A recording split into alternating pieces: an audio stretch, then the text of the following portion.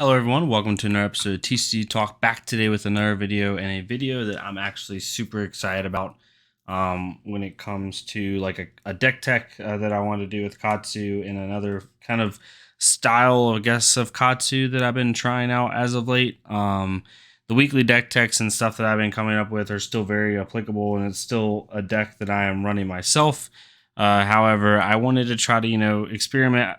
I've been really inspired by a lot of the great Katsu players we've been seeing in like the Fab Court and then the Pro Quest doing really well, placing really well. And so I wanted to kind of go over some of the different things I'm thinking about Katsu and like in how I want to approach the play style and stuff like that. So the basis of this play style with Katsu is it's a Breeze Rider Boots build, but it is still aggro. And that's going to sound a little weird, right? Like we're still running the two Kodachis, still running Mask Momentum. Finally got my tunic, so you can call me a real flesh and blood player, I guess now. Breaking skills, and then the key to this deck, or the key to, not the key to the deck, but the key to what I'm trying to play like is really Breeze Rider Boots. When it comes to Breeze Rider Boots, right, versus Snapdragon Scalers, there's always been a discussion between Katsus on which is better. And I don't think one is better than the other per se. I think it's more about play style and play patterns and what you value, right? And we'll kind of get into that as this deck goes into it. Again, I don't think either one's better or worse. I think it really depends on what your value is. I always told people I think the ceiling for Breeze Rider Boots is higher, like the pop-off potential and be able to do insane turns is a lot higher since it gives technically more than one card go again. But the floor for Snapdragon Scalers is higher as well, right? Like Snapdragon Scalers is going to give you a good turn more times than Breeze Rider Boots does. However, when Breeze Rider Boots actually does hit optimally, it's unbelievable and it blows Snapdragons out of the water. So it really depends on what you want to do. However, the base of this build is based around Breeze Rider Boots and trying to utilize kind of almost like bluffs and like faint play lines in order to make the most of this card. And I'll try to explain what I mean by that as we get into the video. So the first thing I want to go over is the simple stuff, right? We're going to go over the non-attack cards that are non-attack actions. Nothing's really changed too much. I'm still running the same thing where I'm running 3 red, even bigger, and that's 2 yellows, 3 razor reflexes, and then 1 cheeky lunging press, as is tradition. With this, again, 12 non-attack actions I'm running in the deck. This has kind of been the sweet spot for me and something I'm really enjoying right now, and really don't see that changing anytime soon. I added the yellow even bigger in that to try to give more gas to the deck, and they really work well with this type of deck that I'm going to show you, because one thing I've noticed, and the reason I switched to Breeze Rider Boots for this build is Snapdragon Scalers is very useful, but now with even bigger than that, combined with cards like Razor Reflex, we already have a good amount, and our combo starters, right? We already have a good amount of go again in the deck already, right? If you count, let's just say anywhere, most people play anywhere from 9 to 15 combo starters are basically cards with go again, like Head Jab, Surging Strike, Leg Tap, 100 Wins, stuff like that. When you combine, let's just say 12 on average of those per deck, right? And then you add in 5 even bigger than that. So now we're at 17 cards. And then we're at 20 cards that basically can either have go again with an attack or can give a card go again, right? That's a 30-year deck. So we already have a lot of snappy potential, right? When it comes to this deck. So why not try to play something different when it comes to Breeze Rider Boots? So yeah, that's the 12 non-attack actions or cards that are not attack actions. And those probably won't change much in the deck. So here's the basis of the deck. The win condition of this deck obviously is to do all the normal stuff that Katsu does, which is high combo lines, forcing out bad blocks by your opponent, and so on and so forth. However, where Breeze Rider Boots comes into play is when you use these low-cost combo starters, like a Head Jab, like a Leg Tap, like 100 Wins, and stuff like that, and you combine them with Breeze Rider Boots to be able to, when your normal playline happens, your normal playline happens, but you're able to pivot into different playlines, and I'll try to explain how I go about doing that. So you have all your combo starters, right? And basically mine are Surging Strike, Leg Tap, 100 Wins, and Head Jab. And then you have like your conditional go again or your other attack actions like Torrent Tempo and a Lightning Strike, right? These are the core of your deck. These are the baseline of your deck. And this is how you start a lot of your combo turns. Where it changes is now you talk about the combo cards into each of these, right? So I'm running 1 Open the Center, 2 Fluster Fist, and a Pounding Gale, which you don't see a whole lot of anymore. For the Torn Tempo line, I'm running 2 Rushing Rivers, and 2 Break Tides, which I've said on the channel before I didn't really like, but in this deck it works a lot better, and I'll try to show you why. For leg tap, I'm running 2 Rising Knee Thrusts, 1 Hurricane Technique, and 1 Blackout Kick. And then obviously a Surging Strike line, like running the 3 Whelming Gust Waves and the 2 McGinty releases, right? So as you can see, I have the combo lines for every single one of these. 100 Winds obviously buffs itself, so that one kind of doesn't count. I have Winds of Eternity, but that's about it. And so what we're trying to do is, option A, obviously, is to combo off these, right? Go Surging Strike into Whelming Gust Wave, or leg tap and Rising Knee Thrust, things of that nature, right? Breeze Rider Boots doesn't really matter for that, because we're already going to get natural go again. There's no snatch in this deck, as you can already see. Some people might be looking at me all weird. But where Breeze Rider Boots helps is it allows you to pivot into other turns and into other combo lines, while also not having to Snapdragon and still get the effect. And here's where I'll here's what I kind of mean for that. So let's take a typical 4-card hand, right? I won't go too in-depth on this because I don't want to bore you, but I'm going to try to get you to understand the general concept. So let's say you have 100 Winds, or any blue, doesn't matter, right? A blue, a leg tap in hand. Then let's say you have a Rushing River, and then you have a Pounding Gale, right? Or not even a Pounding Gale, another 0-cost attack is what you ideally would want. So like a Whelming Gust Wave, right? So without Snapdragon Scalers, or with Snapdragon Scalers, and we had this type of hand, there's a bunch of different play lines you could do, but let's just use the most obvious play line, which is like Kadachi leg tap or something like that. Hopefully leg tap hits, or you lead off with a leg tap, see if they block it out. Leg tap hits, and then you discard Katsu to go get Rising Knee Thrust, right? The thing about these lines sometimes with Katsu that's really annoying is if you have someone like, yes, especially nowadays with all the equipment and everything that we're using, if someone blocks out this leg tap in this line, you can't go get Rise Knee Thrust. And then your turn's kind of dead, right? To an extent. Yes, you've got them to commit cards from hand, but you've done minimal damage. And if you play like a Rushing River, it doesn't have go again. So now you have to let it hit, and then you have to give it go again with Snapdragon Scalers, then go get Break Tide. Break Tide's 5 Dominate, but then Break Tide doesn't have go again. You see what I'm saying? So it slowly isn't the best thing in the world. However, if you have Breeze Rider Boots, what you can do is if you play leg tap and they block it after a Kadachi or something like that, and then you end up playing Rushing River and they let it hit, now you can pop Breeze Rider Boots and then go get Break Tide. Now Break Tide will be a 5 Dominate go again, right? Or you can, what this basically does is allows other cards on the chain, especially with the leg tap and the Break Tide lines.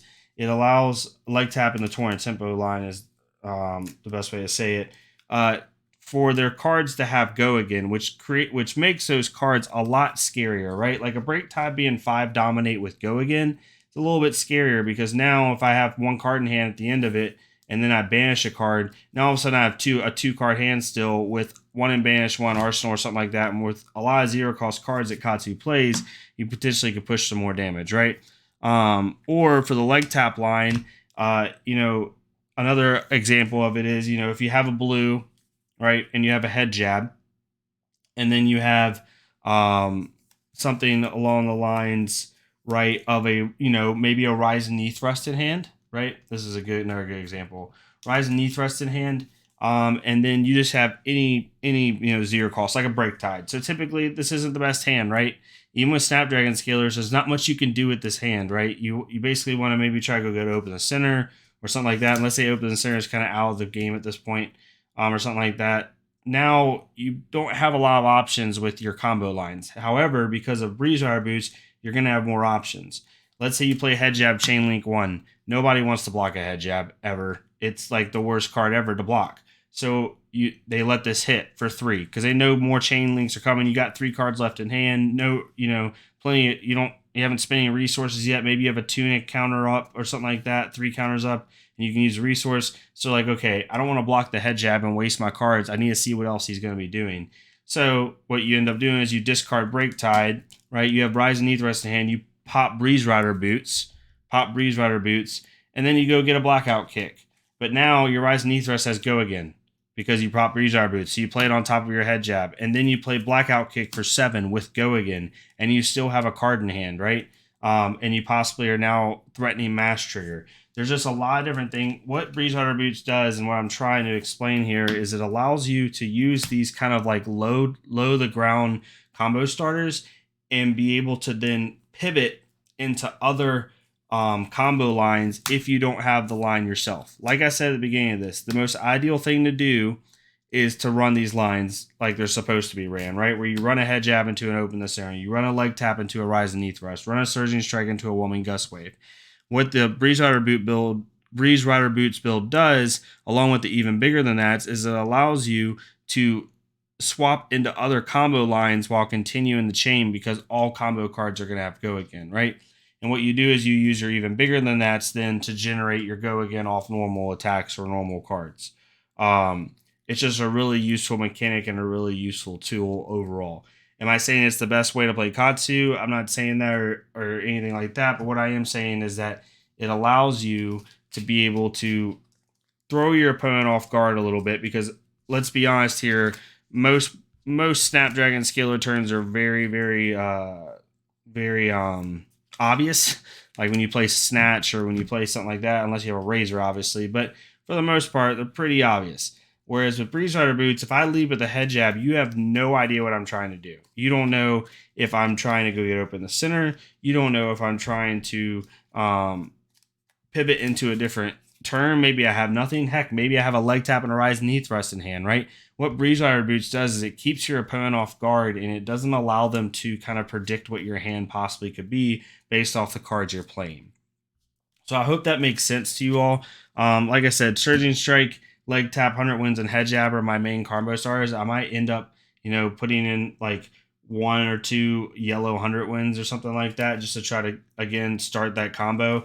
The ideal combo for me, if I don't have like a natural combo line, is actually to lead with 100 wins or head jab because more times than not, when you lead with these chain 1, the opponent won't block them because it doesn't make sense for them to. It's chain link 1. You probably have 2 or 3 more attacks coming along, and it's just not net positive for them to block you. All right. So again, one last time, just so everybody understands it, with these combo lines, we're running Surging Strike, 3 Roaming Gust Wave, 2 Maginshi releases. For the Break Tide line is what I'll call it. We're running 3 Tornado Tempos, 2 Rushing Rivers, and 2 Break Tides. For the Head Jab line, we're running 3 Head Jabs, 1 Open the Center, 2 Fluster Fist, and 1 Pounding Gale. I love Pounding Gale in this line if you can get it to pop off. It's just unbelievable. I have had a couple games where I led with 100 wins because I didn't have a head jab in hand. 100 wins hit. I discarded, went and got open the center, popped Breeze Rider Boots, played open the center for 5, go again. Or I had open the center in hand, sorry. Played 100 wins, had open the center in hand. Discard for Katsu, went and got Pounding Gale, played open the center for 5, go again. Then I played Pounding Gale again for 5, go again. And whatever it hit, it did that +2, right? So I spent 3 resources, 3 cards in hand. Still probably have one card in arsenal or something like that. So there's different things you can do with this deck. And then for the leg tap line, I'm running 2 Rise and Knee Thrust, 1 Blackout Kick, and 1 Hurricane Technique. Really just trying to maximize my combo line. So hopefully this makes sense to you. For the blues, I'm running 3 blue 100 wins. I'm running 3 Lord of Wind blues. I'm running 13 blues or 15 blues total. I'm running 2 Fluster Fists, 3 Winds of Eternity, and 3 Soul Bead Strikes. Again, just 15 value blues, actually 16 counting the lunging press. 16 blues. What I like about this deck is obviously not quite as crazy, but it's similar to a Viscerai combo deck where you can pivot into different strategies. You can go really aggro. You can go kind of like the combo-y line. You can go kind of the Kadachi play an attack line. You can lead with a combo starter. You can do a lot of different things. And it's just really useful, and I'm really enjoying the deck right now and its versatility because your opponent is just caught off guard a lot. And the thing is, there's little faint stuff in here like the head jab. The first time my head jab hits each game, I usually go get open the center, play it for 6 dominate, go again. And then after they've seen that 1 open the center, now the next time I play a head jab, they block it. So now I'm starting to get them to really waste their blocks on really low level attacks, and then I come in with like a leg tap or a surging strike chain link too, and then they're really in trouble, right? So there's definitely ways you can make it really difficult for your opponent to not know what to do, especially in the mid to late game once they've kind of seen how your deck is starting to work. For the sideboard, really quick, I'm only running 2 Null Rune. I'm just not seeing a whole lot of Kano right now. I'm not going to lie. I'm just straight up not respecting the possibility of playing Kano. Even if I play Kano, I'm just going to try to race him with 2 Null Rune. Probably a Death Sentence, but we'll see. I'm really just taking the chance of not running into him. I'm also having Heart and Cross Trap for the aggro matchups. I side this in against Brute. I side this in against Chain, Briar, anybody where I'm going to have to pop those Surgeon Strikes off quickly for free if I get them turn 1, 2, or 3. I'm running 2 Command and Conquers, obviously for Ranger. Viscerai is a big one. Chain sometimes if I think he's going to value his arsenal. 2 Unmovables. When you look at my deck list on FabDB, it's going to show 3 no matter what I do. Even when I got rid of Unmovables all the way and then added 2 again, it still shows 3. I don't know why, so just ignore that. I'm running 3 Sync Belows. I got rid of the Flick Flax. Similar to like Viscerai, like you don't want him to have a ton of D-Reacts in his deck. I don't want Katsu to have a ton of D-Reacts. So the most D-Reacts I want in any given game are 3, no matter what. Even in the Starvo matchup, I'll just run 2 Unmovables. I won't run the Sync Belows. And then in most matchups where I want D-Reacts, I'll just run 3 Sync Belows because it just hurts me right now to have more D-Reacts in my deck. I'd rather play for my win condition than suffer from it and try to cater to them.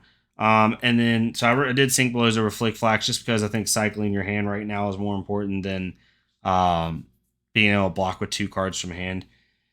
And then I have 3 Scarfer Scars. Chains starting to be really big where I'm at a little bit, and even sometimes Herald's Prism. So I want to be able to race if I have to, maybe take out 1 Break Tide, 1 Fluster Fist, and like one of another card just to try to race Chain a little bit better and race Briar and even the Mirror. So that's where my sideboard is right now. Again, really fun deck, really different deck. You really have to approach it differently in how you do your play lines, but it's a really, like, I enjoy the deck. I think it gives a little bit of a mental screw to your opponent a little bit more than a casual Katsu deck does.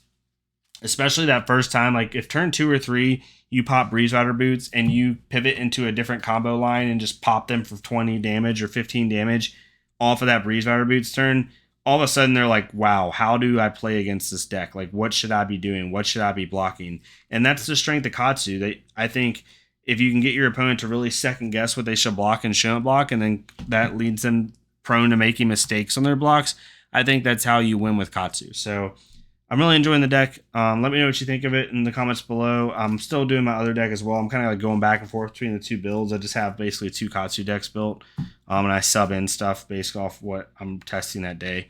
But let me know what you think. And let me know your thoughts, any of the Katsu players out in the chat. I really appreciate y'all's input and y'all's thought process with the hero. I'm really enjoying it. Hopefully I can run it at the Battle Hardened for the CC event, the side event in April here in Dallas.